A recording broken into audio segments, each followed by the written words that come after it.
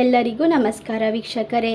ನಾಳೆ ಏಪ್ರಿಲ್ 23ನೇ ತಾರೀಕು ಬಹಳ ಭಯಂಕರ ಹಾಗೂ ಶಕ್ತಿಶಾಲಿಯಾಗಿರುವಂತಹ ಒಂದು ಚಿತ್ರ ಹುಣ್ಣಿಮೆ. ನಾಳೆಯ ಒಂದು ಹುಣ್ಣಿಮೆಯಿಂದ ಈ ರಾಶಿಯವರಿಗೆ ಈ ಒಂದು ಭಯಂಕರ ಹುಣ್ಣಿಮೆ ಮುಗಿದ ಕೂಡಲೇ ಅದೃಷ್ಟ ಎನ್ನುವುದು ದುಪ್ಪಟ್ಟಾಗುತ್ತದೆ. ಈ ರಾಶಿಯಲ್ಲಿ ಇರುವಂತಹ ವ್ಯಕ್ತಿಗಳಿಗೆ ಗಜಕೇಸರಿ ಯೋಗ ಆರಂಭವಾಗುತ್ತಿದ್ದು, ಈ ಒಂದು ಭಯಂಕರ ಚಿತ್ರ ಹುಣ್ಣಿಮೆಯ ನಂತರ ದೇವಾನುದೇವತೆಗಳ ಕೃಪಾ ಕಟಾಕ್ಷ ಹಾಗೂ ಆಶೀರ್ವಾದ ದೊರೆಯುತ್ತಿದೆ.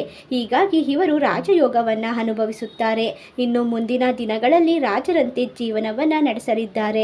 ಹಾಗಾದರೆ ಯಾವೆಲ್ಲ ರಾಶಿಯವರಿಗೆ ಯಾವೆಲ್ಲ ರೀತಿಯ ಲಾಭ ಹಾಗೂ ಅದೃಷ್ಟ ದೊರೆಯುತ್ತದೆ ಎಂಬುದನ್ನು ನೋಡೋಣ ಬನ್ನಿ. ಅದಕ್ಕೂ ಮುನ್ನ ನೀವು ಕೂಡ ದೇವರು ಹಾಗೂ ಜ್ಯೋತಿಷ್ಯ ಶಾಸ್ತ್ರವನ್ನು ನಂಬುವುದಾದರೆ ಈಗಲೇ ವಿಡಿಯೋಗೆ ಒಂದು ಲೈಕ್ ಕೊಟ್ಟು ತಪ್ಪದೆ ನಮ್ಮ ಚಾನಲ್ನ ಸಬ್ಸ್ಕ್ರೈಬ್ ಮಾಡಿ. ಹಾಗೆ ಪಕ್ಕದಲ್ಲಿ ಇರುವಂಥ ಬೆಲ್ ಐಕನ್ನ ಕ್ಲಿಕ್ ಮಾಡಿ. ಹೌದು, ಮನುಷ್ಯರ ಜೀವನದಲ್ಲಿ ಕಷ್ಟಗಳು ಸರ್ವೇ ಸಾಮಾನ್ಯ.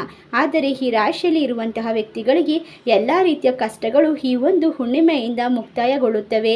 ಇವರು ಮಾಡುವ ಕೆಲಸದಲ್ಲಿ ಅತ್ಯುತ್ತಮವಾದ ಲಾಭ ಹಾಗೂ ಜಯವನ್ನು ಗಳಿಸಿಕೊಳ್ಳುತ್ತಾರೆ.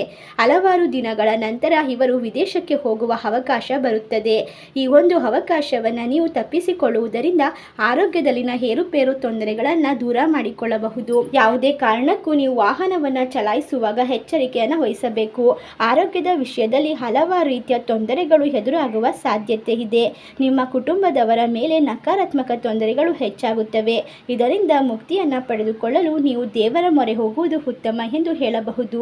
ಈ ಒಂದು ಸಮಯದಲ್ಲಿ ರಾಜಯೋಗ ಇರುವುದರಿಂದ ಬಂದಂತಹ ಸಂಕಷ್ಟಗಳನ್ನು ನಿವಾರಣೆ ಮಾಡಿಕೊಳ್ಳುವ ಶಕ್ತಿ ನಿಮಗೆ ದೊರೆಯುತ್ತದೆ. ಈ ರಾಶಿಯಲ್ಲಿ ಇರುವಂತಹ ವ್ಯಕ್ತಿಗಳಿಗೆ ಈ ಒಂದು ಚಿತ್ರ ಹುಣ್ಣಿಮೆಯ ನಂತರ ಬಹಳಷ್ಟು ಅದೃಷ್ಟದ ಸಮಯ ಬರಮಾಡಿಕೊಳ್ಳುತ್ತಾರೆ ಎಂದು ಹೇಳಿದರೆ ತಪ್ಪಾಗಲಾರದು. ಯಾವುದೇ ಒಂದು ಕೆಲಸ ಕಾರ್ಯಕ್ಕೆ ಕೈ ಹಾಕಿದರೂ ಕೂಡ ಅದರಲ್ಲಿ ಅತ್ಯುತ್ತಮವಾದ ಜಯ ಹಾಗೂ ಯಶಸ್ಸು ಇವರ ಪಾಲಿಗೆ ದೊರೆಯುತ್ತದೆ. ಹಾಗಾದರೆ ಈ ರಾಶಿಯವರು ಇನ್ನು ಮುಂದೆ ಕಷ್ಟವನ್ನೇ ಪಡೆದೇ ಇದ್ದರೂ ಕೂಡ ಸುಲಭವಾಗಿ ಹಣ ಸಂಪಾದಿಸುವ ಮಾರ್ಗಗಳನ್ನು ಕಂಡುಕೊಳ್ಳಬಹುದು. ಯಾವುದೇ ಕಾರಣಕ್ಕೂ ಕೆಟ್ಟ ಕೆಲಸಗಳಿಗೆ ಕೈ ಹಾಕಬೇಡಿ, ನೀವು ಯೋಚಿಸಬೇಕು. ಈ ರಾಶಿಯಲ್ಲಿ ಇರುವಂತಹ ವ್ಯಕ್ತಿಗಳಿಗೆ ಈ ಒಂದು ಚಿತ್ರ ಹುಣ್ಣಿಮೆ ಮುಗಿದ ನಂತರ ಹಣವು ಹೊಳೆಯಂತೆ ಹರಿದು ಬರುತ್ತದೆ. ಇಷ್ಟೆಲ್ಲ ಅದೃಷ್ಟವನ್ನು ಬರಮಾಡಿಕೊಳ್ಳುತ್ತಿರುವ ರಾಶಿಗಳು ಯಾವುವು ಎಂದರೆ ಮಿಥುನ ರಾಶಿ, ಕುಂಭ ರಾಶಿ, ಧನಸು ರಾಶಿ, ತುಲಾ ರಾಶಿ, ವೃಶ್ಚಿಕ ರಾಶಿ, ಸಿಂಹ ರಾಶಿ. ಈ ರಾಶಿಗಳಲ್ಲಿ ನಿಮ್ಮ ರಾಶಿ ಇದ್ದರೂ ಇಲ್ಲದಿದ್ದರೂ ಭಕ್ತಿಯಿಂದ ಜೈ ಹನುಮಾನ್ ಎಂದು ಕಮೆಂಟ್ ಮಾಡಿ. ಈ ವಿಡಿಯೋಗೆ ಒಂದು ಲೈಕ್ ಕೊಟ್ಟು ಎಲ್ಲ ಕಡೆ ಶೇರ್ ಮಾಡಿ. ಧನ್ಯವಾದಗಳು.